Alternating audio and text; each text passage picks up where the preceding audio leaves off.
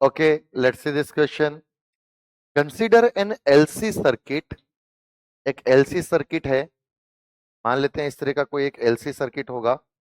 ये इंडक्टर है और ये यहाँ पर कैपेसिटर है, जिसकी इंडक्टेंस हमें दे रखी है 0.1 हेनरी और कैपेसिटेंस हमें दे रखी है 10⁻³ farad. Is kept on a plane. The area of circuit, हमें एरिया यहां पर दिया हुआ है कितना, 1 मीटर स्क्वायर यहां पर एरिया हमें दिया हुआ है। It is kept in constant magnetic field B naught which is perpendicular to the plane of circuit. मतलब इस तरीके से अंदर की तरफ यहां पर मैग्नेटिक फील्ड लगाई हुई है B. The magnetic at time T equals to the magnetic field strength start increasing as B equals to B naught plus beta T. बोला गया कि टाइम वेरिंग मैग्नेटिक फील्ड है, टाइम के साथ चेंज हो रही है। टाइम के साथ अगर इसमें से चेंज होगी तो यहाँ पर इंड्यूस्ड ईएमएफ जनरेट करेगी। इंड्यूस्ड ईएमएफ कितना होगा यहाँ पर, ये जो इंड्यूस्ड ईएमएफ होगा ये लिखा जाएगा कितना, D five by D T लिखा जाएगा। अच्छा, बीटा के वैल्यू भी हमें दिया हुआ है 0.04 टेस्ला पर second. The maximum magnitude of current in the circuit is, basically हमसे करंट यहाँ पर पूछी गई है, मैक्सिमम करंट कितनी होगी। तो जो कंसेप्ट हम लोग यहां पर यूज करेंगे, that is a concept of induced EMF.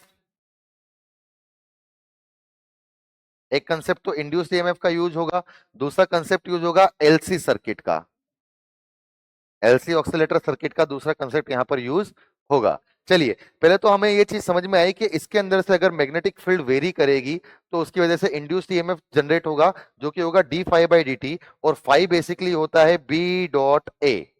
अब अगर इसका एरिया वेक्टर अगर देखा जाए तो ये इस प्लेन में तो एरिया वेक्टर ऐसा अंदर की तरफ होगा और मैग्नेटिक फील्ड भी अंदर है, तो लिखा जाएगा बी ए कॉस जीरो, दोनों के बीच में एंगल जीरो है तो डायरेक्टली बी इंटू ए लिख सकते हैं। तो यहां पर फाइव की जगह मैं लिख देता हूं D by D T into B into A. अब एरिया यहां पर वेरी नहीं कर रहा है तो एरिया को तो हम लोग क्या निकाल लेते हैं, बाहर निकाल लेते हैं। D by D T of magnetic field कितना है, B naught plus beta T. ठीक है, बी नॉट कॉन्स्टेंट, इसका डिफ्रेंशिएशन जीरो, बीटा टी का डिफ्रेंशिएशन बीटा। तो यहां पर ईएमएफ आ जाएगा कितना, ए इंटू बीटा। ए की वैल्यू दे रखी है 1 इंटू बीटा का वैल्यू हमें दे रखा है 0.04। सो 1 इंटू 0.04 मतलब ईएमएफ आ गया 0.04 वोल्ट। तो यहां जो एक बैटरी बनी वो बनी 0.04 वोल्ट की। अब इस बैटरी की वजह से करंट यहां पर फ्लो होगा, करंट फ्लो होगा तो बेसिकली हम लोग अगर देखें तो कुछ करंट फ्लो हुआ इस बैटरी की वजह से दोनों के अंदर। अच्छा, अब हमें ये इस करंट का मैक्सिमम वैल्यू चाहिए। इस करंट का मैक्सिमम वैल्यू कब होगा, जब बेसिकली इस इंडक्टर के अंदर से वो मैक्सिमम करंट फ्लो हो, जब बेसिकली इंडक्टर मैक्सिमाइज चार्ज हो जाए, जब इंडक्टर मैक्सिमाइज चार्ज हो जाए। अब ये एलसी ऑक्सीलेटर सर्किट है तो एलसी ऑक्सीलेटर सर्किट में हम लोग समझ सकते हैं कि बेसिकली एक बार एनर्जी कैपेसिटर रखेगा, फिर एक बार एनर्जी इंडक्टर रखेगा। फिर जब कैपेसिटर डिस्चार्ज होगा तो एनर्जी को इंडक्टर स्टोर कर लेगा, और फिर जब कैपेसिटर टोटली डिस्चार्ज हो जाएगा तो इंडक्टर अपनी एनर्जी कैपेसिटर को देगा। तो जो टोटल एनर्जी है वो टोटल एनर्जी हमेशा कांस्टेंट रहेगी और वो दोनों के बीच में ऑक्सीलेट होगी। जब वो इंडक्टर के पास होगी तो वो होगी half L into I max का स्क्वायर, और जब कैपेसिटर के पास होगी तो वो होगी half C we square.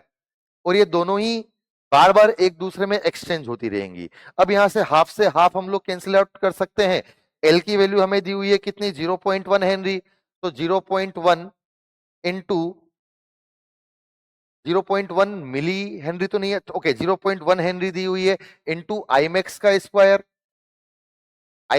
Square is equal to capacitance हमें दी हुई है कितनी, 10⁻³ इंटू वी स्क्वायर। वी हमें कितना है 0.04 दिया हुआ है।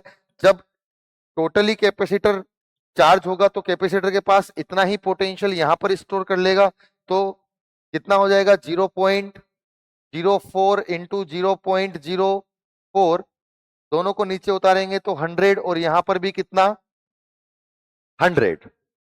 तो यहां से अगर मैं देखूं तो डिवाइड बाई 10, जीरो से यहां पर एक जीरो कैंसिल आउट हो जाएगा। ठीक है, ये कितने हो गए, 3 और 3 6। तो आई मैक्स का square is equal to 4 into 4 into 10⁻⁻⁶. तो basically I max is nothing but 0.004 यहां पर हमें मिलना चाहिए। मतलब हम डायरेक्टली बोल सकते हैं कि 4 मिली एम्पियर की हमें मैक्सिमम करंट यहां पर मिलनी चाहिए। तो यहां पर मिली एम्पियर में हमसे पूछिए तो यहां पर वैल्यू कितनी हो जाएगी, 4 हो जाएगी।